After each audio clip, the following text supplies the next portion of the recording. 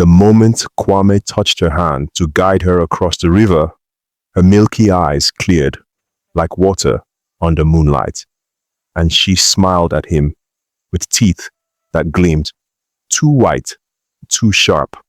"You should not have been kind to me, child," she whispered. The village of Odomkrom sat at the edge of the Ashanti forest, where the trees grew so thick that even noon felt like twilight. It was a place where people believed in two worlds, the one you could see and the one that watched you when you slept. Kwame was 14 years old, but hunger had made him look 12. His parents had died when he was 6, taken by the fever that swept through the village one rainy season. Since then, he had lived with his uncle Kofi, a palm wine tapper who drank more than he sold. Every morning, Kwame woke before the roosters crow. He swept the compound, fetched water from the stream, and gathered firewood from the forest's edge. His uncle's wife, Ama, never smiled at him. She fed him last, after the dogs, and gave him the burnt parts of the yam. "Useless orphan," she would mutter, loud enough for him to hear, "eating our food like a plague of locusts." Kwame said nothing. He had learned that silence was safer than words. One dry season afternoon, when the sun sat heavy in the sky like a copper plate, Kwame was sent to the market to sell 3 bundles of firewood. His uncle needed money for palm wine, and Ama wanted new cloth for the festival. The market was far, 3 miles of red dust road that burned through worn sandals. Kwame balanced the firewood on his head and walked slowly. His shadow stretched long behind him, like a dark twin. Halfway to the market, where the road bent near the old stone bridge, he saw her. An old woman stood at the edge of the bridge, her wrapper faded and torn, her walking stick trembling in her hand. Her eyes were milky white, like boiled eggs, staring at nothing.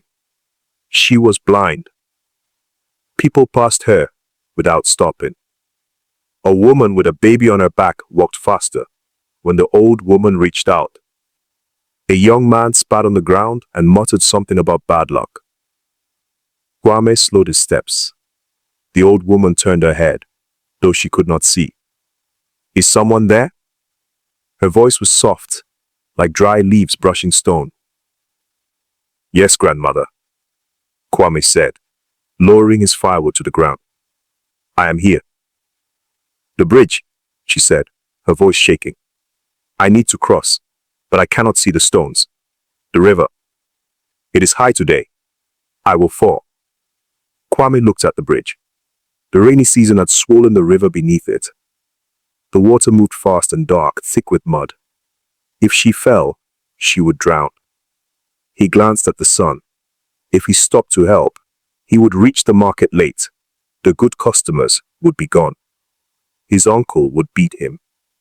But something in his chest tightened when he looked at the old woman. She reminded him of his own grandmother, who used to hold his hand and tell him stories before the fever took her too. "I will help you, grandmother," Kwame said, gently. "Hold my arm." Her hand, thin and cold as bone, gripped his wrist. Her nails were long, yellowed, and curved like a bird's talons. But Kwame did not flinch. He balanced his firewood carefully on his head and guided her across the bridge, step by step. The stones were slippery. The river roared beneath them, hungry and loud. Once, her foot slipped, and Kwame held her tighter, his heart pounding. When they reached the other side, the old woman stopped. She released his arm slowly, and for a long moment, she stood completely still. Then, she turned to face him. Her milky eyes cleared, not slowly, instantly, like clouds torn apart by wind. Beneath them were eyes as black as midnight, deep and endless, holding something ancient and knowing. Kwame froze. "You should not have been kind to me, child," she said, and her voice was no longer soft. It was layered, like many voices speaking at once. Some male, some female, some neither. The air around them grew cold. The birds stopped singing. Even the river seemed to quiet. Kwame's breath caught in his throat. His legs wanted to run, but his body would not obey. The woman smiled, and her teeth gleamed too white, too sharp. "Do you know who I am?" she asked. Kwame shook his head, unable to speak. "I am Niame's messenger. I walk the earth in many forms, testing the hearts of men. Most fail. They see an old woman and turn away. They see weakness and feel disgust. But you," she stepped closer, "you saw suffering and chose compassion." Kwame's voice finally returned, small and trembling. I only wanted to help." "Yes," she said, "and that is why you will be rewarded." She reached into the folds of her torn wrapper and pulled out a small leather pouch. It was old, stitched with thread that glowed faintly in the fading light. "Inside this pouch," she said, "you will find 3 seeds. Plant them in the soil behind your uncle's house. Water them every morning before the sun rises. Do not speak of them to anyone. Do not show them to anyone. When the time comes, you will understand." She placed the pouch in his hand. It was warm, almost alive, pulsing softly like a heartbeat. "But hear me well, child," she said, her black eyes fixed on his. "If you become greedy, if you become cruel, if you forget the kindness that lives in your chest, everything will be taken from you. The gift is yours only as long as your heart remains pure." Kwame nodded, his throat too tight to speak. The woman smiled once more, and then, like smoke scattered by wind, she was gone. No footsteps, no sound, just empty air where she had stood. Kwame stood alone, on the road, the pouch warm in his palm, his heart pounding like a drum. That night, Kwame could not sleep. He lay on his thin mat in the corner of the compound, the leather pouch hidden beneath his pillow. His mind raced with questions. Who was she? What were the seeds? Was it all a dream? But the pouch was real. He could feel it, warm and alive. Before dawn, while the village still slept, Kwame crept outside. The compound was silent. His uncle snored loudly from inside the house, and Ama's goats stirred lazily in the pen. Behind the house, near the old mango tree, Kwame knelt in the dirt. He opened the pouch carefully. Inside were 3 seeds, each the size of a thumb, smooth and black, gleaming like polished stone. They were heavy, far heavier than any seed should be. He dug 3 small holes in the soil, placed 1 seed in each, and covered them gently. Then he fetched water from the clay pot and poured it over the earth, whispering a prayer his grandmother had taught him. "Niame, see my hands. Niame, hear my heart." The soil drank the water greedily, and for a moment, Kwame thought he felt the ground tremble beneath his knees. He returned to his mat and slept. The next morning, when Kwame went to check the seeds, his breath stopped in his chest. 3 small plants had sprouted overnight. They were no taller than his hand, but their leaves shimmered like green gold in the early light. By the 3rd day, the plants had grown as tall as his waist. By the 7th day, they towered over the compound, thick and strong, with leaves as wide as cooking pots. And on the 10th day, they bore fruit, but not ordinary fruit. Each plant produced a single golden gourd, round and perfect, glowing softly in the sun. When Kwame touched one, it was warm, humming faintly, like a voice singing far away. He plucked the first gourd carefully and carried it inside. When he opened it, his eyes widened in disbelief. Inside was gold, real gold, cowrie shells, beads, and coins, poured out like water, filling the clay bowl in his hands until it overflowed. Kwame's hands trembled. He had never seen so much wealth in his life. The other two gourds held the same. Gold. Riches beyond imagination. But Kwame did not shout. He did not run to show his uncle. He remembered the woman's warning. Do not speak of them to anyone. He hid the gourds beneath his sleeping mat and continued his daily chores as though nothing had changed. Over the following weeks, Kwame used the gold carefully. He bought food for the compound: rice, yams, palm oil, dried fish. He repaired the leaking roof that his uncle had ignored for months. He bought new cloth for Amma, though she barely thanked him. Where did you get money for this? She asked suspiciously. I sold firewood. Kwame lied quietly. A merchant paid me well. She grunted and said nothing more. Slowly, Kwame began to help others in the village. He paid the school fees for 3 orphaned children. He bought medicine for an old man who lay sick and forgotten. He gave food to the widow who lived alone at the edge of the forest.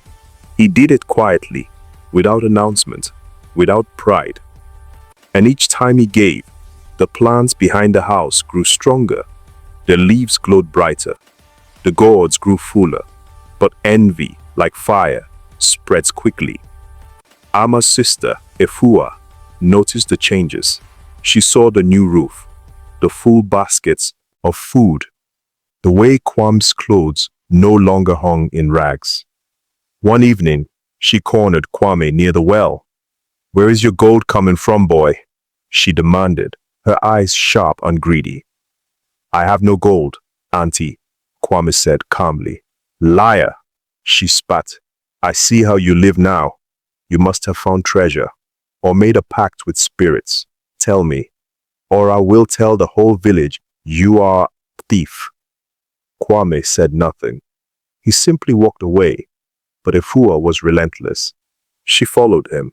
She watched him, and one early morning, hidden behind the mango tree, she saw him watering the glowing plants. Her breath caught. Her heart raced with greed. Golden gourds, magic plants, wealth beyond dreams. That night, while Kwame slept, Efua crept into the compound. She moved silently, her heart pounding with excitement. She reached the plants and plucked the largest gourd. But the moment her fingers touched it, the plant shuddered violently. The gourd turned black in her hands. It grew hot, searing her palms. She screamed and dropped it. The ground beneath the plants cracked open like a mouth. The roots writhed like snakes, retreating it into the earth. In seconds, all 3 plants withered and collapsed into dust. The golden light was gone. Efua ran, her hands blistered and smoking, sobbing in terror. Kwame woke to the sound of her scream. He rushed outside and saw the empty soil, the dead plants, the fading glow. His heart sank. He knelt in the dirt, tears streaming down his face. I'm sorry, he whispered. I should have protected them better. But then, from behind him, came a familiar voice. Do not weep, child. He turned. The old woman stood there, no longer blind, her eyes as clear and deep as the night sky. You did well, she said gently. You used the gifts wisely.